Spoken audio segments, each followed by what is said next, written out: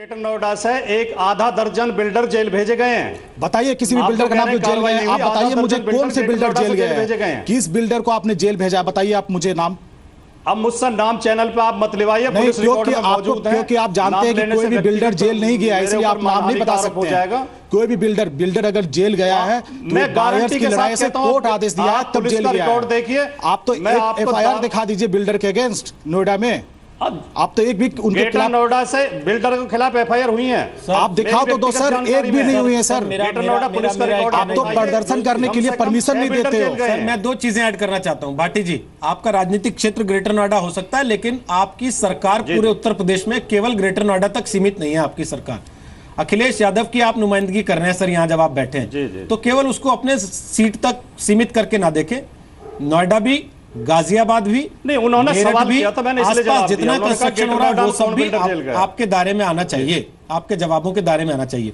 दूसरी बात, जिन दर्शकों को हमारे ये लग रहा है कि हम भी कहीं नोएडा, ग्रेटर नोएडा तक सीमित तो नहीं रह जाएंगे, उनको भी मैं बता देता हूं। हमारे दर्शक हैं डॉक्टर लाहिड़ी, वो भोपाल से लिख रहे हैं कि भोपाल में भी इस तरीके के कई सारे प्रोजेक्ट्स हैं जिनका अभी तक 3/4 काम भी नहीं हुआ। 2008 में वो प्रोजेक्ट्स लॉन्च हुए थे, लोगों ने 80% पैसा दे दिया, लेकिन काम कहीं दिख नहीं रहा। हम वहां तक भी पहुंचेंगे, लेकिन क्योंकि यहां पर एक बहुत बड़ा तबका इस चीज से परेशान है, इसलिए पहले यह चीज आज सामने आ रही है। गोपाल जी, मैं आपसे एक चीज पूछना चाहता हूं। आप तो शहरी मध्यम वर्ग का वोट पाके सरकार में आते हैं, आप भी जानते हैं इस बात को कि उसका बड़ा हिस्सा है जो कि इस बिल्डर नाम की महामारी से परेशान है। आप लोग कभी गए, कभी मिले हैं इन लोगों से जिनके मकानों की ईएमआई जाती है, लेकिन उनको पता ही नहीं कि मकान मिलेगा भी कि नहीं मिलेगा, और मिलेगा तो कितने साल बाद मिलेगा? नहीं, देखिए ये बहुत ही संवेदनशील मामला है, क्योंकि जो किराया, जो मकान जिनके हैं, जिनको नहीं मिल रही है, कभी उनके बीच नहीं, इसीलिए मैं बता रहा हूँ, खड़े रहते हैं नारे लगाने के लिए, पोस्टर लेके हाथ में बैनर लेके। पूरी बात ये है कि जब तक आप ये जो कह रहे हैं बिल्डर्स मनमानी करते हैं, जब तक ये अथॉरिटीज हैं, जैसे नोएडा अथॉरिटी है या स्टेट गवर्नमेंट है, इनकी कन्नाइवेंस के बगैर बिल्डर मनमानी कर ही नहीं सकते। आप ये कॉर्पोरेट गवर्नेंस का भी मामला है, और ये जिस तरह की मनमानी कर रहे हैं, नोएडा अथॉरिटी के नॉलेज के बगैर क्या कर सकते हैं? खड़े रहे, अब ये जानना चाहते हैं कि आप बायर्स के लिए खड़े रहे? आगे अगर हमें बात करना है तो पहली बात कि ये 6 महीने हो गए हैं, ये रियल एस्टेट रेगुलेटरी अथॉरिटी के बगैर इसका सॉल्यूशन नहीं है, क्योंकि ये केंद्र सरकार के अंदर नहीं आता लैंड वाला।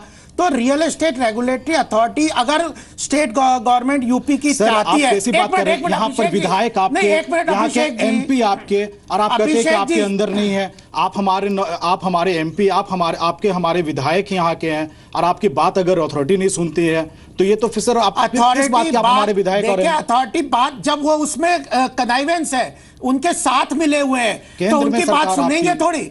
केंद्र से ये जब real estate regulatory authority bill pass होगा, तब यह जो केंद्र के पास पावर आएंगे। ये बिल पास हो चुका है, मैं आपके नॉलेज के लिए बता दूं, ये बिल पास हो चुका है। आप तो अभिषेक जी बोलने नहीं दे रहे, फिर तो आप ही बोल लीजिए, आप बोलिए। नहीं, बोलिए सर आप, लेकिन आप ये बात बताइए कि आपने क्या किया? अब फिर बोलने शुरू हो गए, क्योंकि हम लोग सर बहुत ज्यादा परेशान हैं, बायर्स बहुत ज्यादा परेशान। परेशानी से सॉल्यूशन नहीं होगा। बात पूरी कीजिए, फिर मैं अपनी बात पूरी कर दूं कि ये परेशानी हम जानते हैं, इसकी परेशानी जिस पे भाटी जी थे, केंद्र का बिल बनेगा उसके बाद देखेंगे। नहीं, मैं ये नहीं कह रहा, बिल्कुल सर, मैं जो इसका सॉल्यूशन इंप्लीमेंट नहीं हुआ सर। अभिषेक जी सुनने का वो रखिए, आप बहुत बोल रहे हैं कि जब तक आप real estate regulatory authority bill को लागू नहीं करेंगे स्टेट में, केंद्र के पास पावर नहीं आएंगे, उसके बाद स्टेट गवर्नमेंट की जहां कनाइवेंस है, उसके बाद ये अथॉरिटी खत्म हो जाएंगी क्या? नहीं, अथॉरिटी खत्म नहीं हो जाएगी, उनको रेगुलेट किया जाएगा। रेगुलेशन कैसे होगा? एक, जब तक केंद्र के पास पावर नहीं होगा। हमें सॉल्यूशन की तरफ बढ़ना है। अगर समस्याओं को डिस्कस करते रहेंगे तो ये बताएंगे, मैं एक समस्याओं लेकिन समस्याएं भी तो बहुत सारे पॉइंट्स पर है ना सर। मैं एक चीज पूछना चाहता हूं। हाँ, तो हरविंदर सिंह जी, आप तो सारे पॉइंट्स में कॉर्पोरेट गवर्नेंस का भी इशू है, बैंक फाइनेंस का भी इशू है, ये जो अथॉरिटीज है उनका कनाइवेंस का भी इशू है, एफआईआर का भी इशू है, फॉल्स प्रोमिसेस का भी इशू है। इन सबको रेगुलेटरी अथॉरिटी ही कंट्रोल करेगी। देखिए सारे पहलू तो हमें सबको ना सारे पहलू देखिए, कस्टमर को भी लेके बैठे हैं, इंप्लीमेंट करने के लिए कस्टमर को भी लेके बैठे हैं, सरकार के नुमाइंदे को भी लेके बैठे हैं, केंद्र के बिल वाले को भी लेके बैठे हैं, बैंकर को भी लेके बैठे हैं, और लीगल एक्सपर्ट को भी लेके बैठे हैं। जरा अरविंदर सिंह जी एक चीज बताइए सर, बैंक से लोन लेने के बाद सर प्रॉपर्टी का स्टेटस क्या होता है? उसकी रजिस्ट्री तो सर आपके पास रहती है, जिसने घर खरीदा है वो तो किराएदार है, क्योंकि मकान मालिक आप हैं, उनके आपके पास उसके कागज हैं। वो आदमी 2 किस्त ना दे तो उसके घर गुंडे आ जाते हैं, 2 किस्त और ना दे तो उसके घर नोटिस आ जाता है। 2 किस्त और ना दे पाए तो सर घर खाली कराने की बात हो जाती है। पर उसी संपत्ति पे विवाद हो जाए तो बैंक क्या केवल बैठ के ईएमआई गिनता है?